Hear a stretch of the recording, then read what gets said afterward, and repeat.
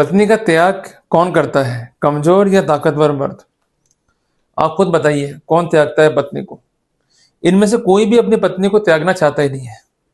भाई ताकतवर होगा तो अपनी पत्नी को दबा के रखेगा, और कमजोर होगा तो गुलाम बन जाएगा। साथियों, बेसिकली मर्द जो है वो दो तरीके से काम करते हैं। अगर दुखी है अपनी पत्नी से, या तो वो चाहेंगे कि पत्नी जो है उनको त्याग दे, या फिर वो चाहेंगे कि वो जो है पत्नी को त्याग दे।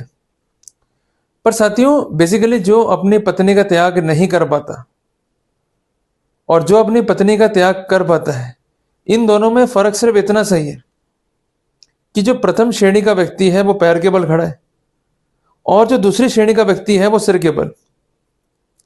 दोनों की मानसिकता है तो एक जैसी, पर तरीके अलग अलग हैं।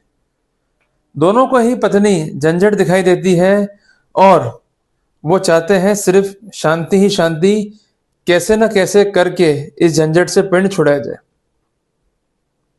साथियों, जिसने गृहस्थ जीवन में रहकर अकेले रहने की कला को विकसित कर लिया, वही सफल है और वही ताकतवर मनुष्य है।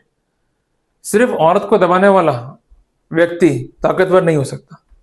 जिसने अपने चैतन्य को मजबूत कर लिया, जिसने अपने आत्मबल को मजबूत कर लिया, वास्तव में ताकतवर मनुष्य ही वही है।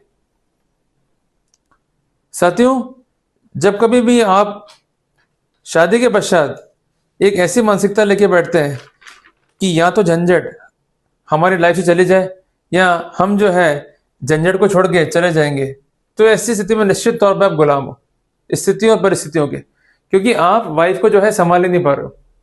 तो बेसिकली मेरा कहना यह है कि आप जब भी शादी कर रहे हैं, खुद को ट्रेन कर लें, खुद को मैनेज कर लें, लाइफ को मैनेज कर लें, जो आपकी लाइफ की अकाउंटिंग से उसको मैनेज कर लें, तभी शादी करें। अगर आप नहीं मानते हैं, शादी करेंगे जल्दबाजी में, तो आपका तलाक होना भी निश्चित है।